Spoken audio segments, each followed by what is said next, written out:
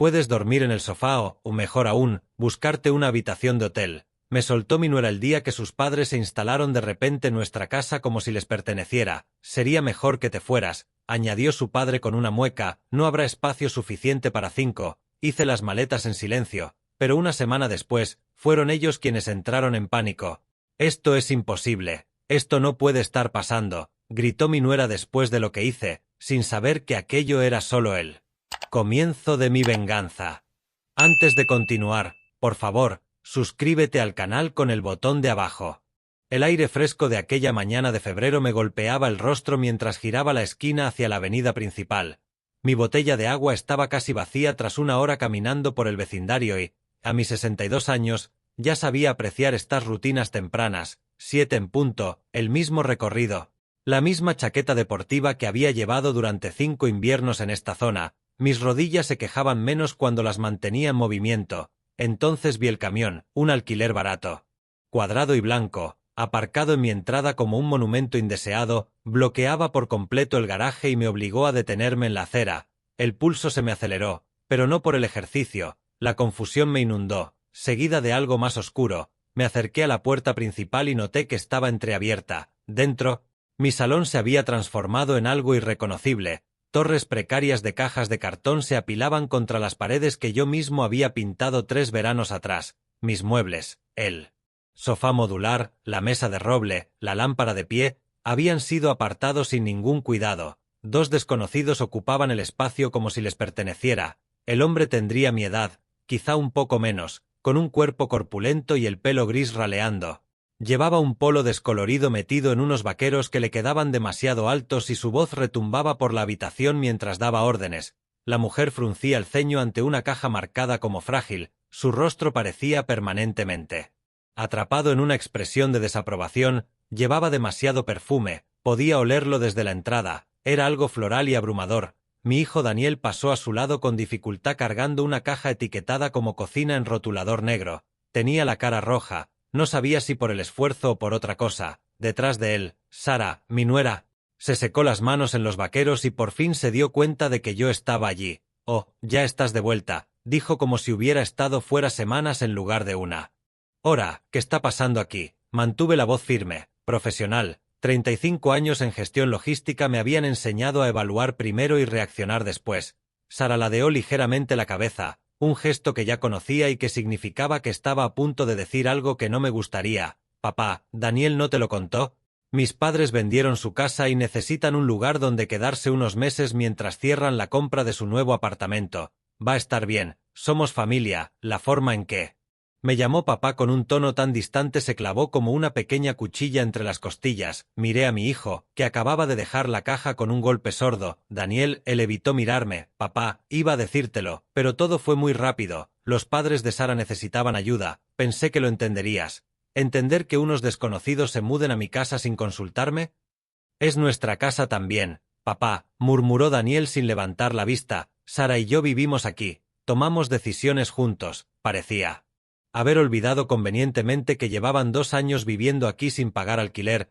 Lo vi recoger otra caja y desaparecer escaleras arriba, con los hombros hundidos como quien espera un golpe. El desconocido del polo, Henry, lo supe después, se dejó caer en mi sillón reclinable con un gruñido de satisfacción. Mi sillón, en el que me sentaba todas las noches desde hacía 8 años para leer, ver las noticias o simplemente pensar cuando todos dormían. «Esta silla ha visto días mejores», anunció.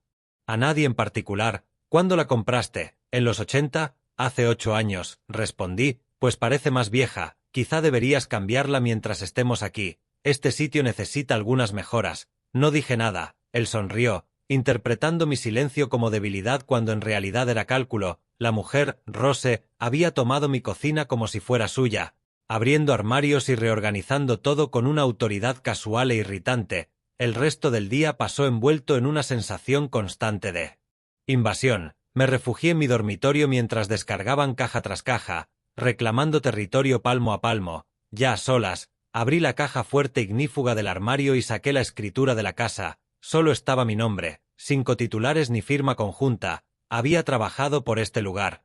Pagué cada cuota de la hipoteca durante 15 años antes de liquidarla por completo en 2019. Esta casa era mía. Esa claridad afianzó algo dentro de mí, la cena trajo nuevas humillaciones. Nos sentamos alrededor de la mesa que yo mismo había construido con mis manos, roble macizo ensamblado pieza por pieza en aquella misma habitación.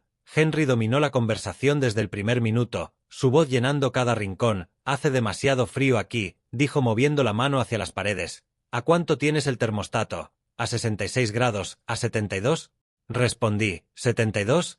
Eso es prácticamente tropical. Tendremos que hablar de las normas de la casa si vamos a vivir todos juntos». La frase quedó suspendida en el aire como humo. Rose picoteó la comida antes de levantar la mirada con falsa preocupación.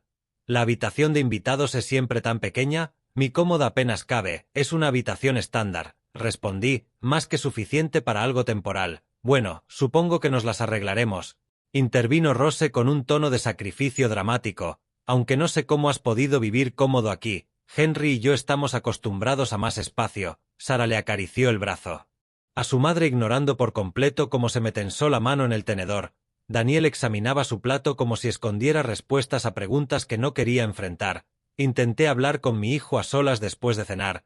Lo arrinconé en el garaje mientras ellos se acomodaban frente al televisor. Mi televisor, en un canal que jamás veía y con el volumen más alto de lo que yo permitía. «Hijo, ¿qué está pasando? ¿Por qué no me hablaste de esto?» Daniel por fin me miró, pero no pudo sostenerla mirada, simplemente pasó muy rápido. Los padres de Sara necesitaban ayuda. Pensé que lo entenderías. Son solo unos meses viviendo en mi casa sin consultarme. Es nuestra casa también, papá. Se escabulló hacia la puerta antes de que pudiera señalar lo obvio. Vivían allí porque yo lo permitía por amor y generosidad, sin pedirles alquiler, sin exigir plazos. Esa noche, incapaz de dormir, bajé a la cocina por agua. La sed se había convertido en excusa para moverme por mi propia casa.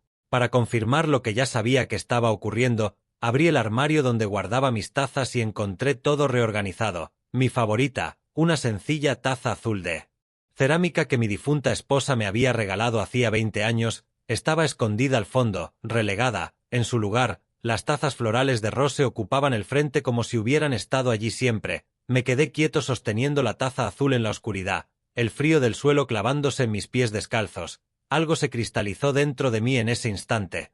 No era rabia, la rabia es caliente y fugaz. Esto era más frío, más firme. Era la sensación que tenía en mi antiguo trabajo cuando había un problema que resolver y la emoción solo entorpecía los cálculos necesarios. Creían que era débil. Pensaban que aceptaría la invasión porque era mayor, porque estaba solo, porque Daniel era mi hijo y, en familia, uno traga indignidades con una sonrisa. Se equivocaban. Devolví la taza a su nueva posición, apagué la luz y regresé a mi dormitorio. Sabía que el día siguiente traería nuevas violaciones, pero aquella noche había aprendido algo crucial. Había aprendido exactamente con quién trataba. 3 días lo cambiaron todo. 72 horas de invasión sistemática, cada pequeña violación sumando peso a la presión que se acumulaba en mi pecho. Henry cambió el termostato 6 veces, las conté, siempre bajándolo a 66 o 68 grados hasta que la casa parecía habitada por el invierno. Mi lugar habitual de aparcamiento desaparecía cada día, ocupado por su vieja camioneta con pintura desvaída y parachoques oxidado. En el baño, mis productos habían sido relegados a un estante inferior para dejar espacio a la colección interminable de lociones, polvos y cremas florales de Rose que se multiplicaban como bacterias. El martes por la mañana descubrí que Sara había abierto mi correo, un extracto bancario. Mi correspondencia personal estaba en la encimera con el sobre roto sin cuidado. Pensé que podía ser importante, dijo sin apartar la vista del móvil cuando se lo pregunté. Pero el miércoles por la noche regresé de caminar y descubrí que se habían comido mis sobras. La pasta que había preparado el lunes, calculada para 2 comidas más, había desaparecido. Henry estaba sentado en mi sillón, su sillón ahora, aparentemente, limpiándose los dientes con total satisfacción. Estaba buena, dijo, deberías hacer más. No respondí, mi mente logística registraba cada detalle, construyendo una base de datos de ofensas casi sin pensarlo. Así había trabajado durante 35 años, notar patrones, identificar problemas, calcular soluciones. El jueves a las 6:30 de la mañana bajé a la cocina y encontré a todos allí reunidos. Aquello ya era extraño. Daniel y Sara nunca bajaban antes de las 7:30, Henry dormía hasta las 8, Rose detestaba la luz de la mañana, pero allí estaban, sentados, con el café preparado y las tostadas hechas, esperándome. Habían estado esperándome. Sara estaba erguida, con las manos entrelazadas sobre la mesa, su postura de presentación corporativa. Henry parecía encantado, recostado en la silla como un juez listo para dictar sentencia. Rose picoteaba sin comer. Daniel miraba sus huevos con una intensidad anormal. «Papá, tenemos que hablar sobre los arreglos para dormir», empezó Sara, las palabras ensayadas, dichas con eficiencia empresarial. «Con 5 adultos en la casa, nos estamos quedando sin espacio». Dejé la taza de café con cuidado. «¿5 adultos? Esta casa tiene 3 dormitorios». «Exacto, Daniel y yo tenemos uno. Mis padres tienen la habitación de invitados y tú tienes el principal. Pero mis padres necesitan espacio para guardar sus cosas, así que podrías dormir en el sofá unas semanas o, sinceramente, un hotel sería más cómodo». La audacia me dejó sin aliento. «¿Me estás pidiendo que deje mi dormitorio en mi propia casa?» La expresión de Sara adoptó esa paciencia fingida que los jefes usan con empleados difíciles. «No es solo tu casa, papá. Daniel vive aquí también. Intentamos que esto funcione para todos». Antes de que pudiera responder, Henry me interrumpió con crueldad casual. «Seamos realistas, 5 personas aquí son demasiadas. Alguien tiene que hacer espacio». Lo miré de frente. «¿Hacer espacio? ¿A quién sugieres? Pues tú estás jubilado, tienes tiempo y flexibilidad. Los demás tenemos trabajos y responsabilidades. Tiene sentido que encuentres otro sitio de forma temporal, quizá permanente. Podríamos llegar a algún acuerdo». «¿Un acuerdo para mi casa?» Henry se encogió de hombros, como si 30 años de trabajo, hipotecas pagadas y vida construida no fueran nada.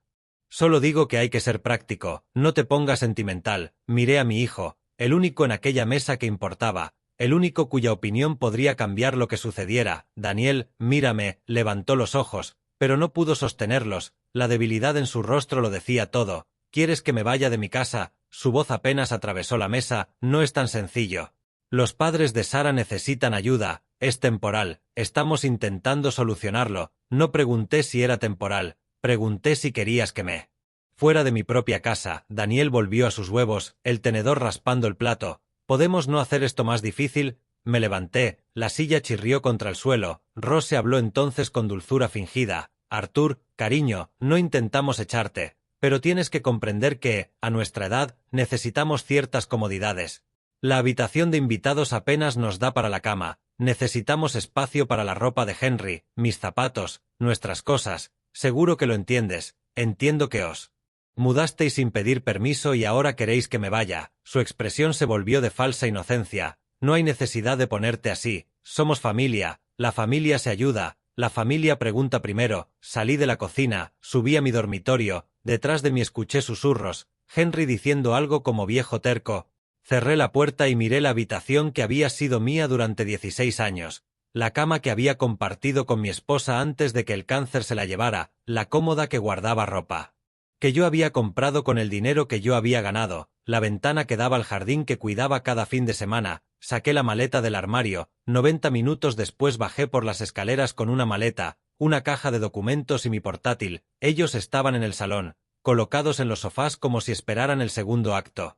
Henry había ocupado mi sillón de nuevo, Rose sentada junto a Sara en el sofá, Daniel de pie junto a la ventana con postura defensiva. Sara vio la maleta primero. «Oh, ¿de verdad te vas?» Puse la mano en el pomo. «Me dijisteis que me fuera, así que me voy». Daniel intervino, dándose la vuelta. «Papá, espera, ¿podemos hablarlo? Ya tomaste tu decisión en el desayuno cuando no dijiste nada». Salí cerrando la puerta con un clic firme, no un portazo. Nunca fui de portazos, pero lo bastante definitivo para que lo oyeran. Los vi por la ventana inmóviles, contemplando cómo mi coche se alejaba de la acera. La boca de Rose se movía, seguramente soltando algún comentario que me alegraba no oír. El Desert Sun Motel estaba en una avenida transitada a 12 minutos de la casa si el tráfico acompañaba. El edificio no tenía nada especial. 2 plantas de estuco color arena con puertas que daban al corredor exterior, pero era limpio, tranquilo y, sobre todo, nadie lo había invadido. La recepcionista era una joven llamada Emily, con la placa torcida en el uniforme. Me miró a la cara y no sé qué vio, pero su expresión se volvió más suave. «¿Cuántas noches? No lo sé todavía. Empieza por una semana. Te pondré en la 214. Tiene un escritorio. Parece que necesitas pensar». La primera muestra de amabilidad que recibía en 4 días. «Gracias». La habitación olía a producto de limpieza industrial y a moqueta vieja, pero tenía lo que necesitaba: cama, escritorio, silla, baño y silencio. Dejé la maleta junto al armario y llevé la caja de documentos al escritorio. Los extendí metódicamente, la escritura aquí, los impuestos allí, el comprobante de la hipoteca a un lado. En el centro coloqué una libreta espiral del 2022, donde había anotado el préstamo de $35.000 que le hice a Daniel para su coche, nunca devuelto, ni mencionado. Encendí el portátil y escribí en el buscador Ley Estatal Derechos del Propietario. Las horas pasaron, el café instantáneo se enfrió en su vaso de poliestireno, la luz de la tarde avanzó por la pared hasta desvanecerse. Leí sobre la diferencia entre invitados y ocupantes, sobre el derecho legal a excluir a quienes no tienen contrato, sobre avisos de desalojo y revocación de permisos. A medianoche, mi blog del motel tenía 3 páginas llenas de notas. La televisión del cuarto contiguo murmuraba a través de la pared, afuera pasaban coches, los faros cruzando mis cortinas. Me recosté y observé todo lo que tenía delante. Pruebas de propiedad, pruebas de traición, bases legales para lo que vendría. Habían cometido errores, muchos. Habían asumido que era débil por ser mayor, que estaba solo, que mi calma significaba impotencia. Confundir paciencia con falta de poder les iba a salir caro. Abrí una nueva página y empecé un registro de agravios. Ya estaban documentados en mi memoria, cada violación perfectamente catalogada. Esto era distinto, esto era un plan. El primer paso empezaba mañana, a primera hora. La mañana siguiente llegó con el mismo café aguado y los mismos documentos desperdigados como pruebas en una escena del crimen. Llevaba un día completo en el Desert Sun Motel y, para el séptimo, la señora de la limpieza había dejado de ofrecerse, había asomado la cabeza, visto el caos organizado y se marchó en silencio. Me despertaba cada día a las 5:30. Hacía café en la pequeña máquina que bufaba y escupía, y volvía a mi trabajo, la escritura en el centro, rodeada de círculos concéntricos de documentos, impuestos desde 2008, pólizas de seguros solo a mi nombre, 17 años de pagos de hipoteca hechos por mí, sin retrasos. El cuarto día, buscando correos antiguos, encontré algo que casi había olvidado. Mayo de 2022. Daniel necesitaba un coche para su nuevo trabajo. El concesionario le pedía $35.000 de entrada. Su correo seguía allí, intacto. Papá, esto es un préstamo, no un regalo. Te devolveré $1.000 al mes a partir del mes que viene, te lo prometo. Transferí el dinero ese mismo día. La confirmación bancaria estaba en mi carpeta de descargas. Busqué registros de pagos. Nada, ni un solo dólar devuelto. Revisé todas mis cuentas, todos los extractos. El préstamo se había evaporado de la memoria de Daniel como la niebla de la mañana. Hice una hoja de cálculo en el ordenador del motel y la imprimí en su papel grisáceo. 36 meses, 36 pagos incumplidos. Los números contaban una historia más condenatoria que cualquier reproche. El quinto día, me llamó la señora Davis. Su voz mezclaba disculpa y preocupación. Arthur, espero no molestarte, pero anoche había al menos 8 coches en tu césped. La música era tan alta que las ventanas vibraban. 8 coches. Algún tipo de reunión. Duró hasta pasada la medianoche. Estuve a punto de llamar a la policía, pero no sabía si lo habías autorizado. No lo autoricé. Ni siquiera estoy allí. Su pausa dejó entrever preguntas que era demasiado educada para formular. Oh, ya veo, no he visto tu camioneta en toda la semana. ¿Estás bien? Lo estaré, gracias por avisarme. Al colgar, añadí su llamada a mis notas. El señor Carter me había llamado 2 días antes para decirme que se había cruzado con Henry en los buzones. Me estuvo contando emocionado lo de su nueva casa, su dirección. Pensé que debería saberlo. No solo estaban ocupando mi casa, estaban presumiendo de estar buscándose otra como si ya fueran propietarios de la mía. Al sexto día conduje hasta el centro histórico. El bufete estaba en un edificio restaurado con arquitectura tradicional, de esos que los turistas fotografían. Reynolds y Asociados ocupaba la segunda planta. Margaret Reynolds tenía unos 48 años, el pelo canoso recogido en un moño eficiente y unos ojos que me evaluaron en cuestión de segundos. Le entregué el resumen de 2 páginas que había preparado, fechas, nombres, incidentes en orden cronológico. Lo leyó en 4 minutos sin interrumpirme. La mayoría de clientes vienen hechos un lío y dominados por las emociones, dijo alzando la vista. Tú me has hecho la mitad del trabajo. Pasé 35 años en logística, sé cómo presentar información. Desplegó los estatutos revisados del Estado sobre el escritorio, señalándome con un bolígrafo las secciones subrayadas. Señor Vance, voy a ser muy directa. Esta es su casa, su nombre en la escritura, 5 propietarios, no, un propietario, usted. Ellos no tienen ninguna base legal. Mi nuera dice que también es la casa de Daniel, que vive allí y que por eso toma decisiones. Vivir en un sitio no te convierte en dueño. Yo podría vivir un año en una mansión y no sería mía. Su hijo es básicamente un invitado en su casa. Un hijo adulto viviendo sin pagar alquiler. Esas palabras tuvieron un peso inesperado. 3 años sin pagar ni un centavo. Lo que significa que usted ha sido más que generoso, continuó. La generosidad tiene límites y ellos han encontrado los suyos. Hablamos del aviso de desalojo. Me explicó que Henry y Rose, al no tener alquiler ni contrato, eran simplemente invitados. La ley era clara, podía revocar su permiso para quedarse, se requerían 30 días de aviso, no por cortesía, sino por obligación legal. ¿Qué dirá exactamente ese aviso?, pregunté. Explicará que Henry y Rose Miller ocupan su propiedad sin contrato de alquiler ni arrendamiento, que como invitado su bienvenida ha sido revocada y que tienen 30 días para marcharse según la ley estatal, pasado ese plazo. Si siguen allí, presentamos una demanda formal de desalojo ante el juez. ¿Y qué pasa con Daniel y Sara? Se detuvo, golpeando suavemente el bloc de notas con el bolígrafo. Ellos son más delicados por el tiempo que llevan allí, pero hay algo clave, no son propietarios. Usted puede empezar a cobrarles alquiler desde ya o puede darles un aviso similar, es su decisión. Quiero a todos fuera. Entonces empezaremos con los Miller. El camino legal es más claro ahí, redactó el aviso mientras yo esperaba. Sus dedos volaban sobre el teclado. El documento salió de la impresora con el membrete del despacho. Oficial intimidante, títulos en negrita, citas legales, maquetación impecable. Caminamos por el pasillo hasta el despacho de Thomas Moore. Thomas tendría unos 55, meticuloso, con las gafas colgando de una cadena. Revisó el aviso con cuidado.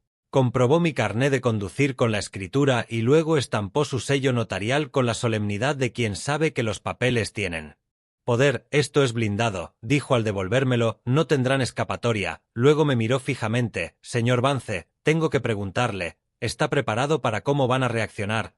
Espero que se enfaden. La gente enfadada hace cosas imprevisibles. Documente absolutamente todo. Si causan daños, llame a la policía de inmediato. Si le amenazan, pida una orden de alejamiento. Este papel le protege legalmente, pero no físicamente. Conozco a mi hijo desde hace 37 años. No es violento, no. Pero usted no conoce a Henry Miller y la gente desesperada sorprende. Me tomé la advertencia en serio. Esa noche, de vuelta en el motel, añadí a mis notas investigar cámaras de seguridad. Margaret llamó antes de que me durmiera. Una cosa más. Cuando entregues el aviso, no te impliques emocionalmente. Entrégaselo en mano, o mejor aún, pégalo en la puerta. No discutas, no te justifiques, no te disculpes. El documento habla por sí solo. Ellos me llamarán, mi hijo me llamará, entonces manténlas. Respuestas breves. Este es mi derecho legal, el aviso lo explica todo. Si tienes preguntas, habla con mi abogada, no permitas que te arrastren de nuevo a la manipulación emocional. Pasé una semana siendo manipulado, se acabó, pude oír su leve sonrisa en la voz. Bien, mantén esa firmeza, gente como Henry Miller se apoya en que los demás se echen atrás. No le des ese gusto. Me senté aquella noche en la cama del motel con el aviso notarial en las manos. El papel pesaba más de lo que debía, cargado de consecuencias. Mañana todo cambiaría y yo estaba listo. 8 días después de que me echaran, volví a casa, jueves por la mañana, 10:30. Había elegido la hora a propósito. Daniel y Sara salían a trabajar a las 8. Su coche ya no estaba. Lo confirmé con un mensaje de la señora Davis, que se había convertido en mi inesperada red de vigilancia. Los Miller tenían un patrón predecible. Paseo matutino a las 9:30, regreso sobre las 11:30, tenía una ventana de 2 horas, aparqué mi camioneta en la entrada, mi sitio recuperado. La casa parecía igual por fuera, pero yo sabía que no lo era. Me acerqué a la puerta con mi vieja llave, medio esperando que hubieran cambiado la cerradura de mi propia casa. No lo habían hecho. Error de novatos. Seguridad. Peter Solutions llegó 20 minutos después. Peter era profesional, tendría unos 40 y tantos, con un cinturón de herramientas que delataba mucha experiencia. Le enseñé la escritura. Aquí pone que usted es el único propietario desde 2008. Con eso me basta. Quiero cerraduras que no se puedan forzar fácilmente, algo sólido. Instalaré cerrojos de grado 1, calidad comercial. A menos que rompan una ventana, no entrarán sin llave. Bien, quiero 6 copias de cada llave. Me miró un instante. Problemas de familia, algo así. No diga más. Lo veo más a menudo de lo que cree. Había 4 puertas exteriores que cambiar. La principal, la trasera, la del lateral del garaje y la del garaje principal. Peter trabajó con precisión eficiente y yo le ayudé sosteniendo puertas, cargando herramientas, probando cada nueva cerradura. El proceso era mecánico y extrañamente satisfactorio. Cada cerradura cambiada era un trozo de control que volvía a mí. A las 12:15 la casa estaba fortificada. El nuevo cerrojo de la puerta principal se cerraba con un clic firme. La puerta trasera giraba suave bajo mi mano.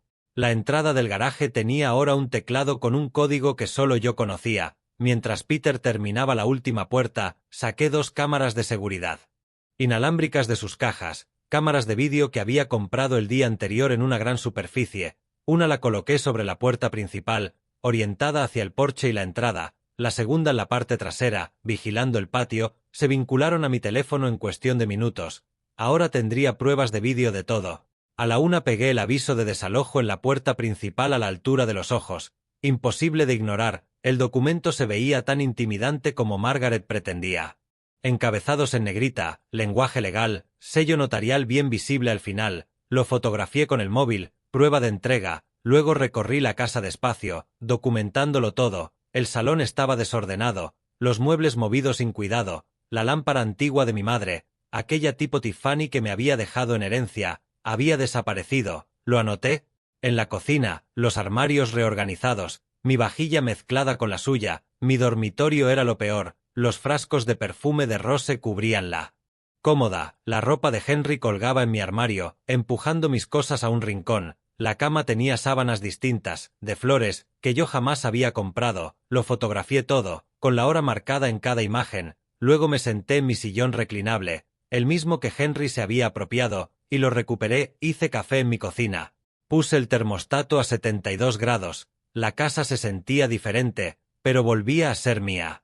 A las 5:47, la cámara registró la llegada del sedán de Sarah. Había vuelto pronto. Vi en la pantalla del móvil cómo se acercaba a la puerta. Intentó usar su llave. La confusión cruzó su cara. Lo intentó de nuevo, moviendo el pomo. Nada. Sacó el teléfono. El mío sonó 30 segundos después.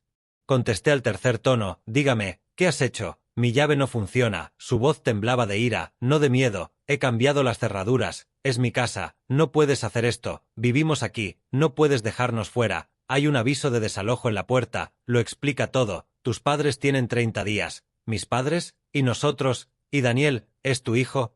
Daniel debería haber pensado en eso cuando te dejó echarme. Esto es una locura. Está siendo cruel. Necesitamos nuestras cosas. Podéis recoger vuestras pertenencias durante esos 30 días. El aviso detalla el procedimiento. Cualquier pregunta. A mi abogada, Margaret Reynolds, le recité el número con calma. Ella seguía gritando cuando colgué. 15 minutos después llamó Daniel. Su voz sonaba rota de una forma que nunca le había oído. Papá, por favor, podemos hablar de esto. Ya tuvimos ocasiones de hablar. En el desayuno, cuando Sarah me dijo que me fuera, tú elegiste callar. Solo intentaba mantener la paz. Los padres de Sarah necesitaban ayuda, en mi casa y sin preguntarme, y luego me dijisteis que me fuera a un hotel. Eso lo dijo Sarah, no yo. Tú estabas allí, no dijiste nada. También es una elección. ¿Y dónde se supone que vamos a dormir esta noche? Mañana tenemos que trabajar. Todas nuestras cosas están en la casa. Ya os apañaréis. Tenéis imaginación para organizar el desalojo de vuestro padre. Aplicad la misma creatividad a vuestra situación. La desesperación se le escapaba por la voz. Al menos déjanos coger algo de ropa, nuestros artículos de aseo. El aviso permite recoger objetos esenciales bajo supervisión. Llama a mi abogada para programarlo. Colgué. Intentó llamarme 2 veces más. No contesté. A las 6:04, los Miller regresaron. La cámara captó con nitidez la cara de Henry al leer el aviso. Vi cómo pasaba de la confusión a la comprensión y de ahí a la rabia. La cara se le puso de un morado preocupante. Rose detrás, la boca en movimiento, seguramente soltando quejas. Henry llamó. Dejé que saltara el buzón de voz. Más tarde escuché su mensaje. Su voz era venenosa, amenazando con demandas, policía y humillaciones públicas. Esto no ha terminado. Arthur, ni de lejos. Hoy has cometido un gran error. Amenazas vacías. Margaret me había preparado para esa reacción. Sarah volvió a llamar, y otra vez, y otra. Al cuarto intento en 10 minutos había cambiado de estrategia. Por favor, Arthur, sé razonable. Mis padres tienen más de 60 años. No pueden encontrar un sitio de un día para otro. Tienen 30 días. Eso es lo que exige la ley y yo la estoy cumpliendo al pie de la letra. Al menos déjanos quedarnos esta noche, solo esta noche, mañana buscaremos algo. No, ¿verdad vas a obligar a tu hijo a dormir en el coche? Yo dormí en un motel porque tú me dijiste que me fuera. Sobrevivirá una noche incómoda. No pensé que fueras tan frío. No soy frío. Estoy protegiendo lo que es mío. Es distinto. Remití todas las dudas a mi abogada y bloqueé su número antes de que respondiera. Las llamadas cesaron por fin. Desde la ventana los veía en el césped. 4 figuras en la luz que se apagaba, debatiendo a toda prisa a qué hotel ir, a qué amigo pedirle sofá por una noche. Dentro, yo estaba sentado en mi sillón, en mi casa, con mi café enfriándose en mi taza favorita y, por primera vez en 8 días, pude respirar. 6 días después del cambio de cerraduras, llegó una carta de Davidson y Asociados. Su membrete era caro, con relieve, papel grueso, dentro. Un lenguaje legal exigía que retirara el aviso de desalojo porque Daniel había establecido residencia en mi casa. La escaneé en cuanto la leí y se la mandé a Margaret por correo.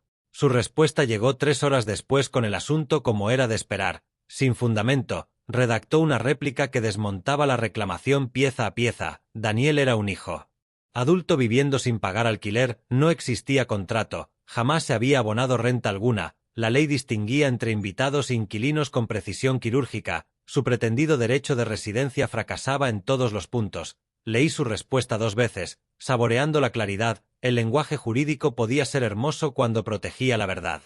Al 7º día, Sara apareció en mis cámaras a las 2 de la tarde, estaba sola en el porche, con la mano levantada a punto de llamar, dudando, sin Daniel ni sus padres, solo ella, exhausta de una manera que nunca le había visto, el pelo menos arreglado, ojeras tan marcadas que se veían incluso a través de la cámara.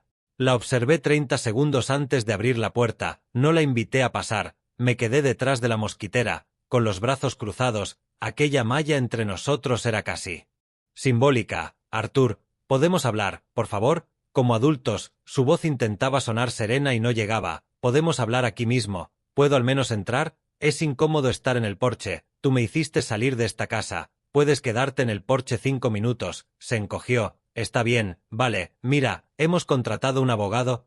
Dice que Daniel tiene derechos de residencia. Mi abogada dice que no los tiene. La mía tiene razón. No puedes simplemente decidir eso. Hay leyes. Sí, las hay, y yo las estoy cumpliendo. ¿Y tú? Cambió de postura, buscando otro enfoque. Mis padres necesitan más tiempo. No pueden simplemente volver a su casa. Se interrumpió de golpe. Lo oí claro. Volver. Pensaba que habían vendido su piso. Se le fue todo el color de la cara. Lo hicieron. Quise decir que necesitan encontrar un sitio nuevo. Eso no es lo que has dicho. Has dicho volver. Todavía lo tienen. No, ese no es el punto. El punto es que mentisteis todos, cada palabra. Cayó entre nosotros como una piedra. Nunca necesitaron vivir aquí. Solo querían vivir gratis en mi casa. Estás retorciendo mis palabras. Estoy escuchando tus palabras por primera vez, sin filtros. Lo intentó de nuevo, la voz quebrándose ahora. Por favor, somos familia. Eso no significa nada para ti. Significaba todo. Por eso dolió tanto cuando me dijiste que me fuera. Intentaba ayudar a mis padres, sacrificándome a mí sin preguntar, sin importar. Cometimos un error. No puedes perdonar eso. Decidiste que yo no era necesario. Ahora yo he decidido lo mismo. ¿Qué quieres? ¿Qué arreglaría esto? Nada, ya está arreglado. La ley es clara. El desalojo sigue adelante. Se marchó sin más. La puerta del coche se cerró de golpe, lo bastante fuerte como para resonar en toda la calle. Esa noche volvió a llamar, ya sin manipulación ni lágrimas, solo furia. Esto es imposible. Esto no puede estar pasando. No puedes echarnos. Mantuve la voz neutra. No es imposible. Está pasando. El juzgado ya tiene la documentación. Estás destruyendo esta familia, dejando a mis padres sin hogar, arruinando la vida de Daniel. Tus padres tienen un piso, no están sin hogar y Daniel es un adulto que tomó decisiones. Son personas mayores. ¿Cómo puedes abusar de gente de su edad? Abuso. Dejé que la palabra quedara flotando. Tu padre me dijo, múdate del todo. 5 personas son demasiadas. ¿Recuerdas ese desayuno? Recuerdo cada palabra. No quiso decir exactamente eso y tú también. Ahora estás viviendo lo que me recetaste. No puedo creer que seas tan rencoroso. No soy rencoroso. Estoy protegiendo mi propiedad. Es diferente. Colgué. No volvió a intentarlo. Los días siguientes vigilé todo por las cámaras y por los informes no solicitados de los vecinos. La camioneta de Henry pasó 3 veces en una semana. despacio, como tomando nota. Rose se plantó una vez en la acera, mirando la casa durante un minuto entero antes de irse. La señora Davis me llamaba con novedades que yo no pedía pero agradecía. Los vi en el supermercado. Rose se quejaba en voz muy alta de familiares desconsiderados. Otro día, mi hija trabaja cerca de ese motel barato de la autovía, vio a Daniel y a Sara allí, parecían agotados. El reloj de los 30 días seguía corriendo, quedaban 23. Margaret llamó con la confirmación final. Su abogado había retirado la reclamación de residencia. Aparentemente se dio cuenta de que no tenía base. ¿Cuánto le ha llevado? Unas 48 horas de investigación. Aprende rápido. Así que se acabó. El desalojo sigue en pie, a menos que quieran hacer el ridículo en el juzgado. Sí, les quedan 23 días del plazo. ¿Y si no se van? Entonces vamos a juicio y un juez ordena que salgan. Pero se irán. Nadie quiere un desahucio en su historial. Le di las gracias y colgué. Me senté en mi sillón, recuperado, mío de nuevo, y sentí algo que no había experimentado en semanas. No felicidad, algo más frío, vindicación. Ellos habían dado por hecho que yo cedería, que el sentimentalismo familiar pesaría más que mis derechos como propietario. Habían construido toda su estrategia sobre mi supuesta debilidad. Se habían equivocado conmigo y les quedaba poco tiempo para descubrir hasta qué punto. 3 días después, Margaret y yo regresamos al juzgado, con un propósito distinto esta vez. Presentamos la demanda civil CB 2503847, Arthur Vance contra Daniel Vance, reclamación por préstamo impagado. La documentación era precisa, cada cifra documentada, cada promesa recogida, $35.000 de principal, préstamo del 15 de mayo de 2022, cero devuelto a marzo de 2025, intereses calculados al 6% anual según la ley estatal de contratos, reclamación total de $42.035. La funcionaria estampó su sello con ese golpe seco que tienen los trámites oficiales. Daniel sería notificado en un plazo de 48 horas. No sentí culpa, solo la claridad de unos números que no mienten. El notificador lo encontró en su trabajo, en la zona industrial. 2 días después, a media tarde, en plena reunión, el sobre Manila llegó a su mesa. Sus compañeros vieron cómo se le ponía la cara blanca al leer la primera página. Se fue del trabajo antes de tiempo. La señora Davis lo supo por su hija, que lo supo por Sara, que lo supo por alguien de la oficina de Daniel. Las comunidades pequeñas tienen su propia red de inteligencia. Daniel me llamó esa noche, la voz temblorosa. «Papá, ¿me estás demandando? ¿A tu propio hijo? Estoy cobrando una deuda. Me pediste $35.000. Prometiste devolvérmelos. No lo has hecho. Iba a pagarte, tarde o temprano. Sabes que soy cumplidor. 3 años. Ni un pago, ni siquiera una conversación sobre ello. Eso no es tarde o temprano. Eso es nunca. La familia no demanda a la familia tampoco echa a la familia de su propia casa, y tú miraste cómo pasaba, elegiste a Sara por encima de mí, así que ahora yo elijo la vía legal por encima del sentimentalismo. Su desesperación se filtraba por el teléfono. ¿Cómo se supone que voy a pagar $42.000? No tengo ese dinero, lo tenías cuando te lo di, lo gastaste, ese ya no es mi problema. Colgué, volvió a llamar 2 veces más, no respondí.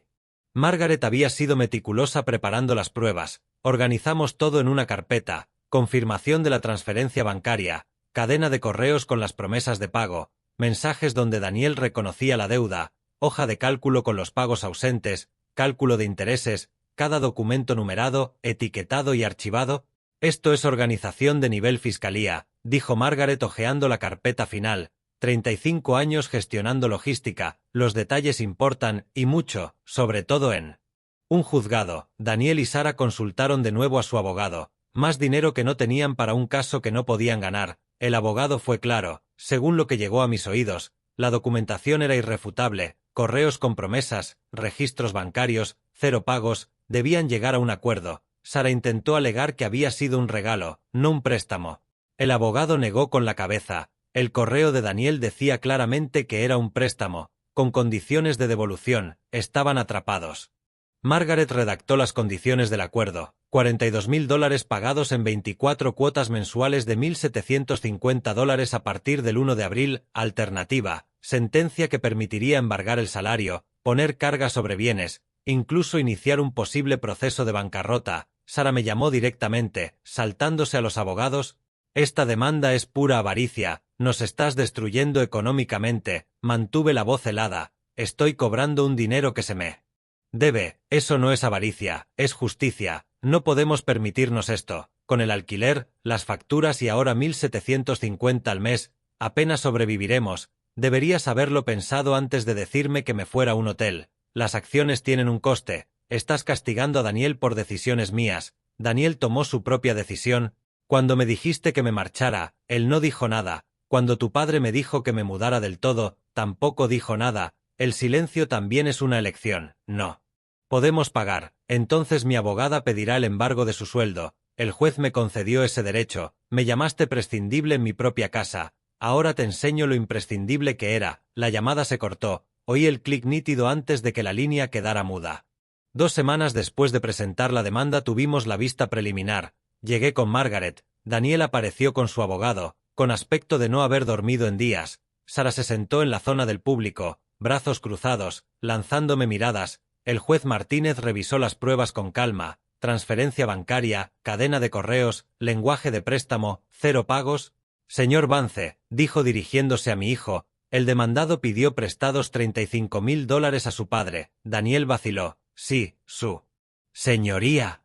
Hubo un acuerdo de que devolvería ese dinero. Era algo más informal, ayuda familiar. El juez levantó el correo impreso. Aquí se lee: papá, esto es un préstamo, no un regalo. Te pagaré $1.000 al mes. Suena bastante explícito. Los hombros de Daniel se hundieron. Sí, su señoría. ¿Ha realizado algún pago en 3 años? No, casi susurrando. Entonces se concede la petición del demandante. Se dicta sentencia por $42.035. El mazo cayó con una contundencia definitiva. Después de la vista, Margaret me explicó los siguientes pasos. Intentarán saltarse los pagos, cuéntalo con ello. ¿Qué pasa cuando lo hagan? Tras 2 cuotas impagadas, pedimos el embargo de salario. Su empresa nos enviará una parte de su nómina antes de que la vea. Tras 4 cuotas, podemos ir a por más, embargos, incautación de bienes si los hay.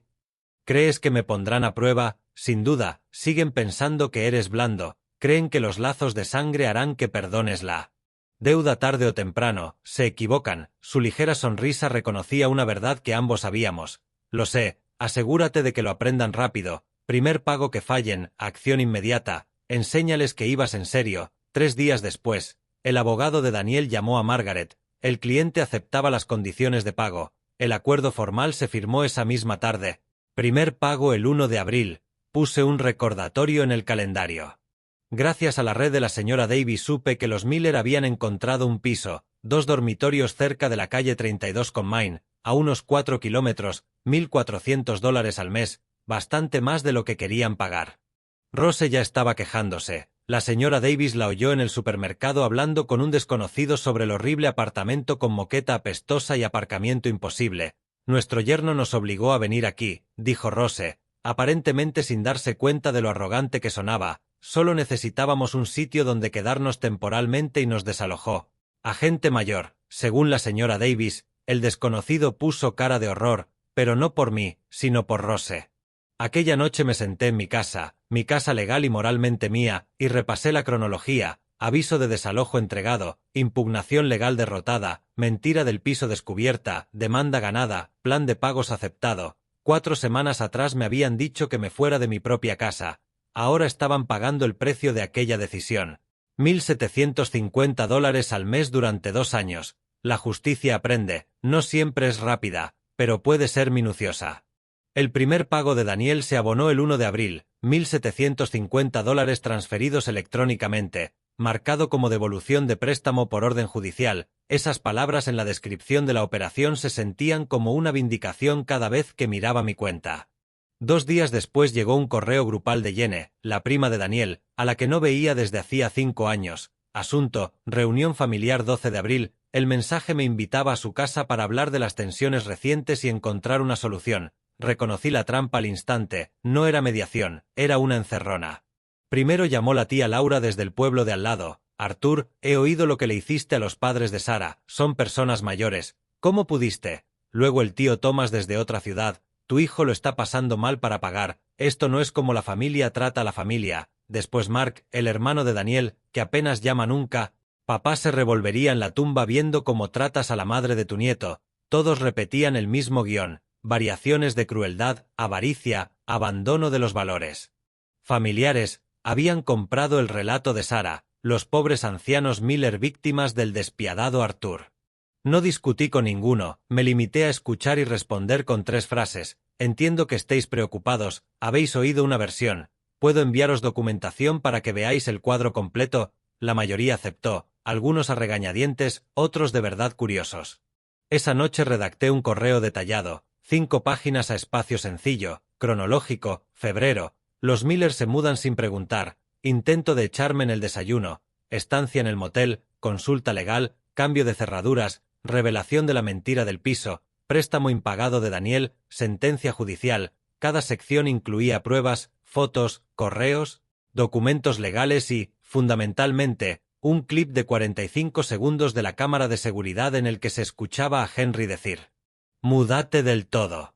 Durante aquella primera semana, subí el vídeo a YouTube como no listado, solo para la familia. Margaret revisó el documento antes de que lo enviara. Esto es irrebatible. Cualquiera que lo lea con objetividad lo entenderá. Mandé versiones personalizadas a cada familiar que había llamado, 9 en total, en 48 horas, 3 devolvieron la llamada.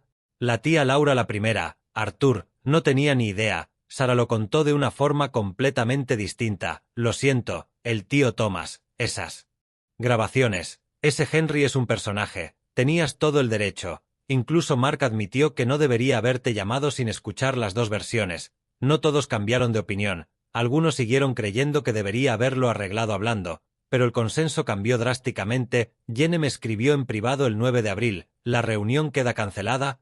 Varias personas están cuestionando la versión de Sarah. La red de apoyo de Sarah se vino abajo. 3 días después, el mismo día en que se habría hecho la reunión, Daniel y Sarah se presentaron juntos en mi puerta, media tarde, sin avisar. En la cámara los vi de pie, lado a lado, un frente unido, o quizá Daniel haciendo de apoyo mientras Sarah ejecutaba su jugada. Abrí la puerta, pero no la mosquitera. Habló Sarah primero, con la voz más suave que le había oído nunca. «Arthur, queremos pedirte perdón, de verdad. Podemos empezar de cero». Miró a Daniel, que asintió en el momento justo. «Por favor, por el bien de la familia». Estudié su rostro, su boca pronunciaba palabras de arrepentimiento, pero sus ojos calculaban. Era una táctica nueva, no un cambio real. «¿Por qué estás pidiendo perdón exactamente?». Dudó un instante, por no comunicar mejor, por la forma en que se dieron las cosas. La forma en que se dieron las cosas. ¿Te refieres a cuando me dijiste que durmiera en el sofá o que me fuera a un hotel? Sí, a que sonó mal. Estábamos estresados con mis padres. ¿Tus padres qué? Mintieron sobre la venta de su piso, que se instalaron en mi casa sin pedir permiso. Daniel intervino. Papá, estamos intentando hacer las paces. No puedes poner de tu parte. Poner de mi parte habría sido que me pidierais permiso antes de que tus suegros se mudaran. Poner de mi parte habría sido que me defendieras en aquel desayuno.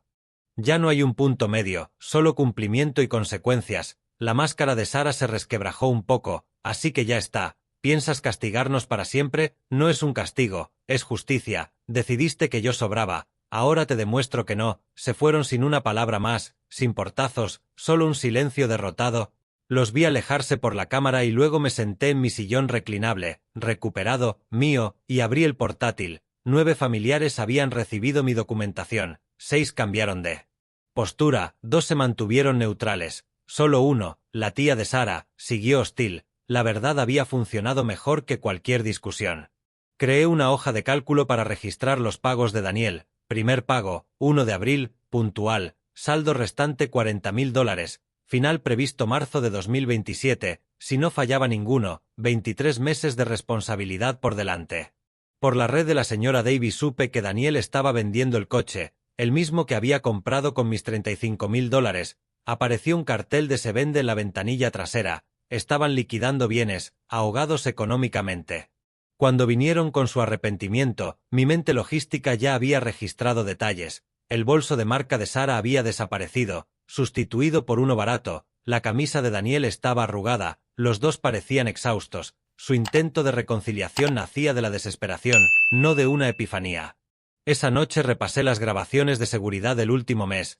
Henry pasando despacio en coche 3 veces. Rose plantada en la acera mirando la casa antes de irse. Sarah llegando con su visita fallida. Luego Daniel y Sarah juntos en su último intento. Todo documentado, todo con fecha y hora. Todas pruebas de sus intentos constantes de manipular, presionar o culpabilizarme para que cediera. Nada funcionó. estaba aprendiendo algo valioso, cuando dejas de entrar al trapo emocionalmente y dejas que hablen los documentos en lugar de defenderte, los manipuladores pierden el poder. Habían construido toda su estrategia sobre mi supuesta debilidad, sobre que los lazos familiares superarían mis derechos como propietario, calcularon mal del todo y, con 23 meses de pagos por delante, tendrían tiempo de sobra para entender su error.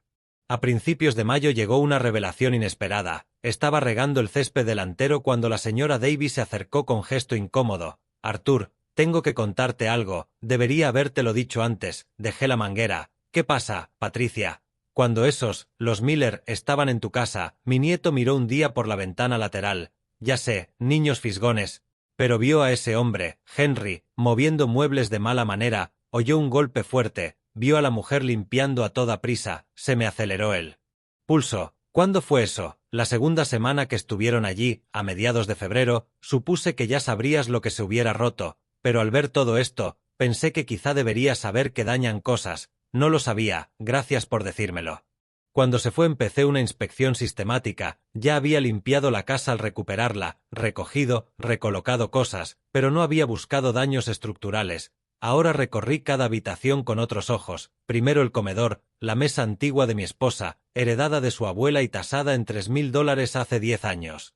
Tenía un surco largo y profundo en la superficie, feo, atravesando la chapa, algo pesado se había caído o arrastrado por encima. Me arrodillé junto a la mesa, pasando el dedo por la marca. Aquella mesa había sobrevivido 70 años intacta. 3 semanas con los Miller la arruinaron. En el salón, 3 marcas circulares de quemadura afeaban el suelo de madera junto a la chimenea, de varios centímetros cada una, colillas o brasas caídas. A pesar de mi estricta norma de prohibido fumar, en el baño principal, la cisterna no dejaba de funcionar. La factura del agua había subido $40. La válvula de llenado estaba dañada, antes no lo estaba. Baño de invitados. Baldosa agrietada, maneta del grifo floja. Cada nuevo hallazgo alimentaba algo frío y minucioso dentro de mí. Llamé a Tasaciones de Propiedades Precisión. Raymond Torres llegó al día siguiente con cámaras, herramientas de medición y un portapapeles. Pasó 3 horas documentándolo todo. «Esto es un daño importante», dijo examinando la mesa. «Un solo impacto, objeto pesado. Ve cómo el surco sigue la veta. Se arrastró algo. ¿Tiene arreglo? No para dejarla como estaba. Esto es trabajo de 1940 y tantos, acabado a mano. Una reparación moderna se notaría. La única opción real es el valor de sustitución». Era la mesa de la abuela de mi esposa. La expresión de Raymond se ablandó, pero se mantuvo profesional. «Entiendo que sentimentalmente es insustituible, pero solo podemos valorar el mercado, por piezas similares, $3.000 siendo prudentes». Su informe final lo detallaba todo. Mesa antigua, 3.000, arreglo del suelo de madera, 2.800, fontanería, 1.200, alicatado, 900, otros daños menores, 600, total $8.500. «Esto es documentación de nivel judicial», me dijo al entregarme el dossier encuadernado. «No tendrás problemas para demostrarlo». Le pagué $400, bien invertidos. Margaret redactó una carta de reclamación a Henry y Rose Miller, daños detallados, informe de tasación adjunto, pago solicitado en 14 días o demanda civil. La carta se envió certificada con acuse de recibo. 5 días después, Henry me llamó, la voz llena de veneno. «Esto es chantaje, no puedes demostrar que lo hicimos nosotros, no vamos a pagarte ni un céntimo». Mantuve la voz fría. «La tasación es profesional y está documentada, tú decides, pagar voluntariamente o explicárselo a un juez. No pagaremos ni un centavo, denúnciame si quieres, no ganarás». «Ya he ganado todas las veces hasta ahora, ganaré esta también». Colgó. Llamé enseguida a Margaret. «Presenta la demanda». Antes de hacerlo, recordé algo. A principios de febrero había hecho fotos de la casa para renovar el seguro. Esas imágenes mostraban cada estancia en perfecto estado. La saqué de la copia en la nube de mi teléfono, comprobé los metadatos. Las fechas confirmaban que eran de antes de que los Miller llegaran. Esa prueba era la pistola humeante del estado previo de la casa.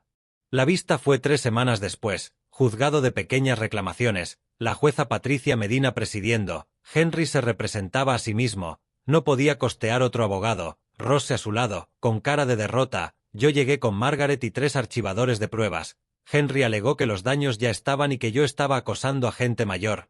La jueza revisó mis pruebas con calma. Fotos del antes mostrando todo impecable. fotos del después con los destrozos, la tasación profesional de Raymond. La declaración de la señora Davis, notarizada, contando lo que vio su nieto, señor Miller, dijo la jueza al alzar la vista. Usted afirma que estos daños existían antes de su estancia. ¿Tiene alguna prueba de eso? Henry balbuceó. Solo estuvimos unas semanas, no hicimos todo ese daño. No es lo que le he preguntado. ¿Tiene fotos, testigos? ¿Documentación que muestre que ya estaba así antes de febrero? No pensamos en hacer fotos. ¿Por qué íbamos a hacerlo? El señor Vance, en cambio, tiene fotos fechadas que muestran la casa intacta antes de su llegada y documentación de los daños posteriores, además de una tasación profesional y testimonio vecinal. Esa vecina miente, su crío estaba allanando. Mirar por una ventana desde la propiedad de al lado no es allanamiento.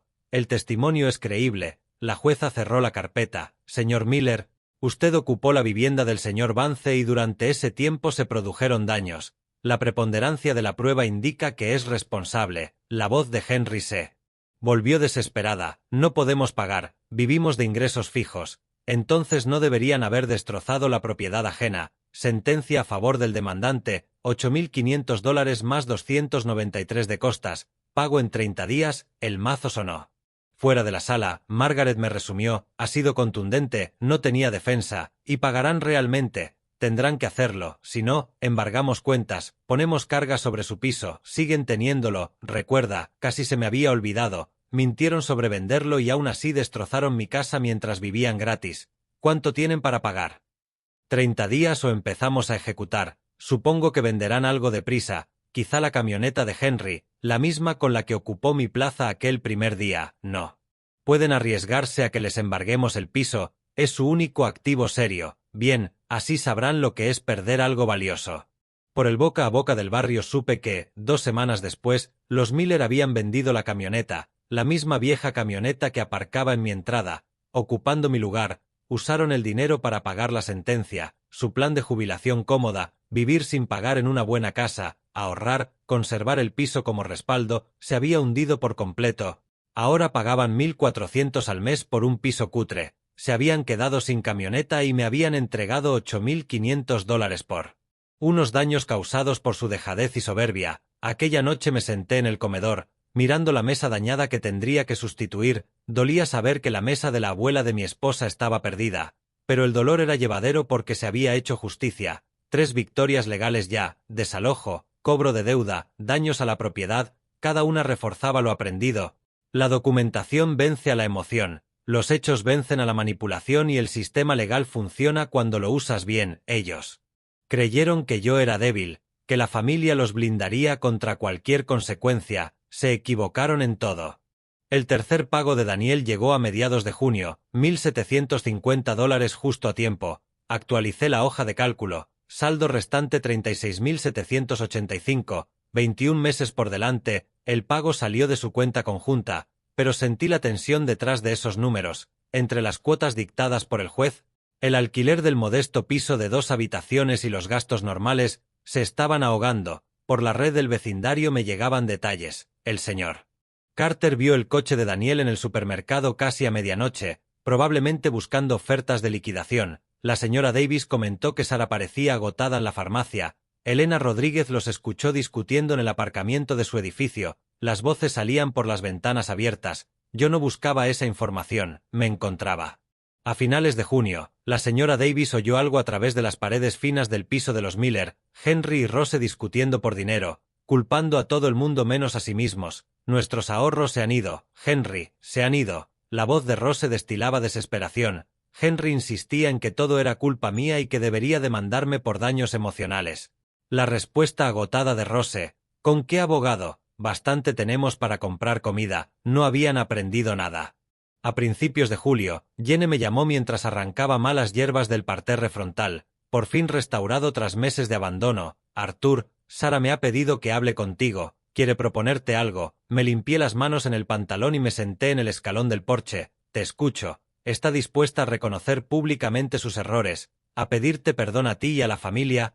Solo pide que consideres perdonar el resto de la deuda, empezar de cero, como si los últimos 6 meses no hubieran ocurrido. La gente se equivoca. Arthur, está intentando reparar. Reparar habría sido no echarme de mi casa, Reparar habría sido que Daniel me defendiera en aquel desayuno. Esto no es reparar, es negociar las consecuencias. Así que es un no. El compromiso era posible antes de que me mandaran de mi casa. Ahora es tarde. Las sentencias se mantienen. Cada dólar, cada pago hasta el final. Arthur, has cambiado. No, por fin he dejado de dejar que se aprovechen de mí. Es distinto. 2 días después, Daniel apareció solo en mi puerta. Al atardecer, con el calor del verano empezando a aflojar, en la cámara lo vi sentado en el coche 5 minutos, reuniendo valor. Cuando al fin se acercó, abrí la puerta, pero no lo invité a pasar. Se quedó en el porche. Parecía haber perdido unos 10 kilos desde hacía 6 meses. Ojeras marcadas. Papá, tengo que decirte esto. Estaba equivocado en todo. Debería haberte defendido. Debería haber dicho que no cuando los padres de Sara se mudaron. Lo siento. Las palabras sonaban sinceras. Demasiado tarde, pero sinceras. Ahora lo sientes. 6 meses y $5.250 de pagos después. Ya lo sentía antes, solo que no sabía cómo arreglarlo. Se arregla plantando cara cuando toca. Tú te quedaste callado cuando Henry me dijo que me fuera, callado cuando Sara exigió mi dormitorio, callado mientras hacía la maleta. Pensé que se calmarían, que lo arreglaríamos hablando. Pensaste mal, y ahora vives con esas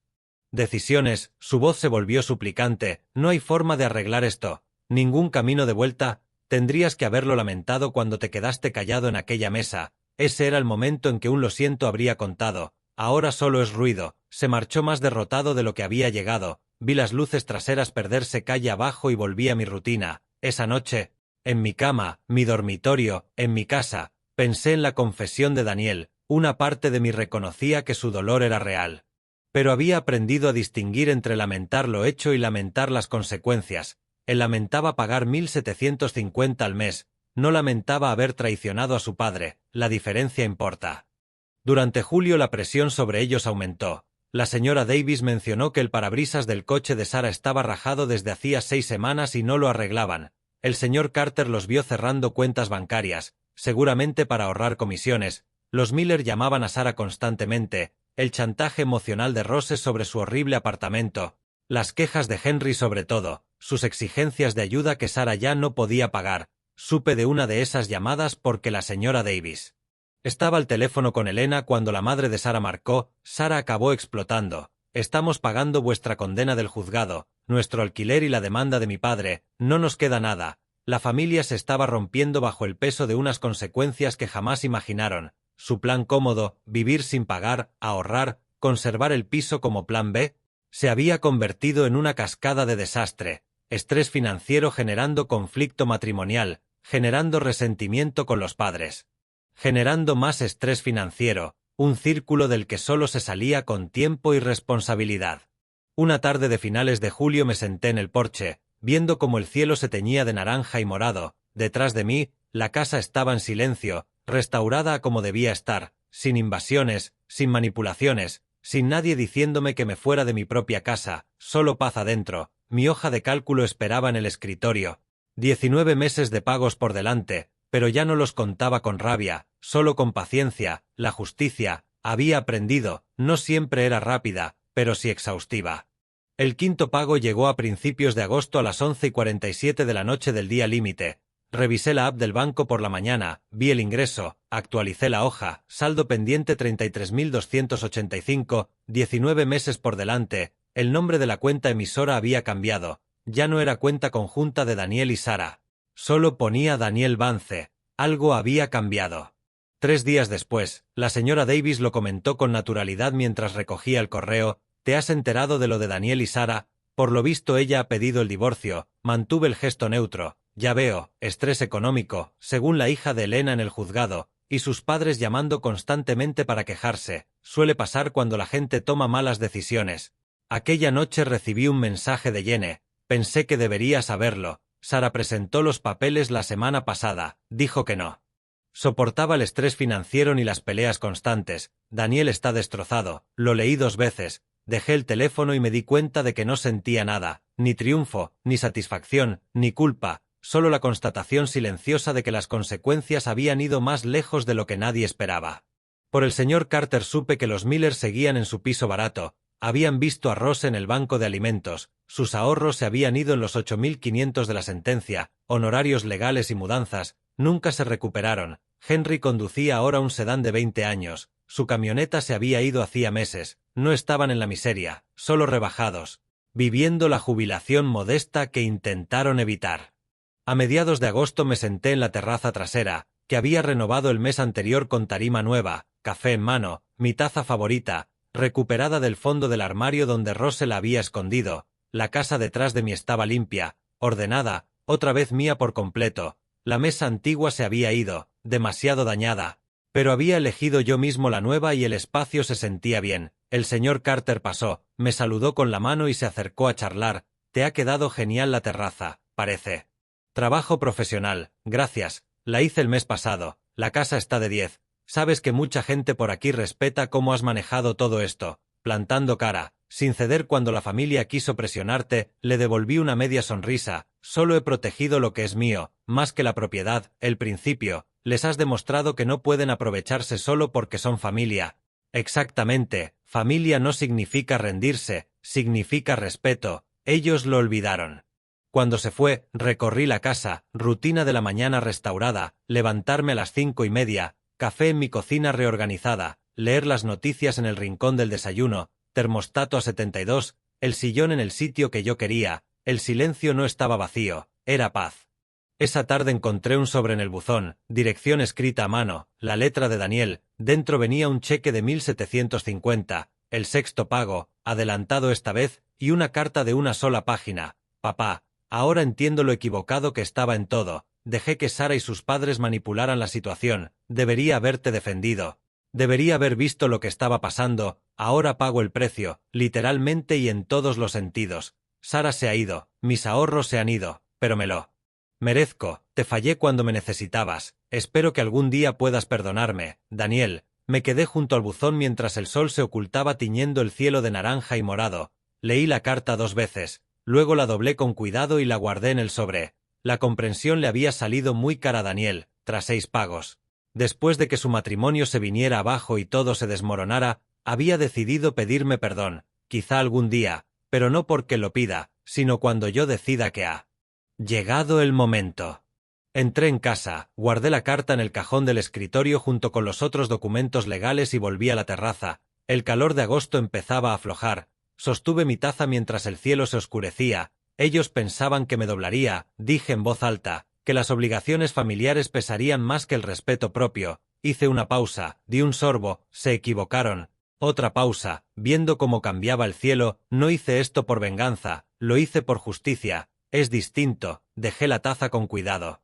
Y se ha hecho justicia, mi casa, mis normas, mi paz, 19 meses de pagos por delante, pero ya no los contaba con rabia, solo con paciencia. Cada ingreso era responsabilidad hecha tangible, consecuencias hechas realidad.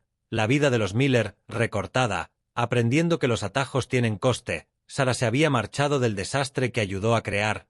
Daniel pagaba cada mes mientras, por fin, entendía lo que había perdido, y yo me sentaba en mi hogar restaurado, bebiendo café mientras el sol se escondía tras las montañas. La señora Davis me había invitado a cenar la semana siguiente. Acepté. La reunión de la asociación de vecinos era el jueves y asistiría como siempre. La vida había vuelto a las rutinas que disfrutaba antes del caos de febrero. No era una victoria, era una restauración.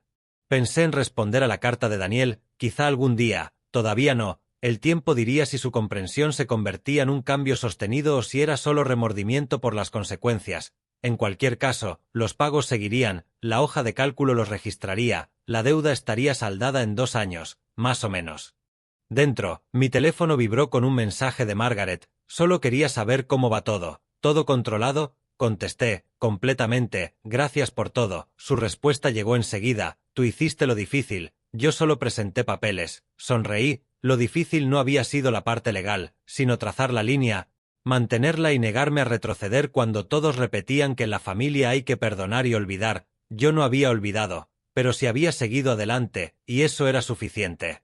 El cielo se volvió azul oscuro, empezaron a salir estrellas, el vecindario se sumió en la calma nocturna. En algún lugar, Daniel estaría leyendo mi silencio, entendiendo que no había contestado a su carta. Quizá ese silencio decía todo lo necesario. Me levanté, me estiré, recogí la taza vacía, entré en mi casa, limpia, tranquila, mía, y cerré la puerta con llave. Mañana me levantaría a las 5:30, haría café, leería las noticias, regaría el jardín, viviría mi vida como siempre debió ser. Desde el principio, la justicia no había sido rápida, pero sí exhaustiva, y eso, había aprendido, era lo que importaba.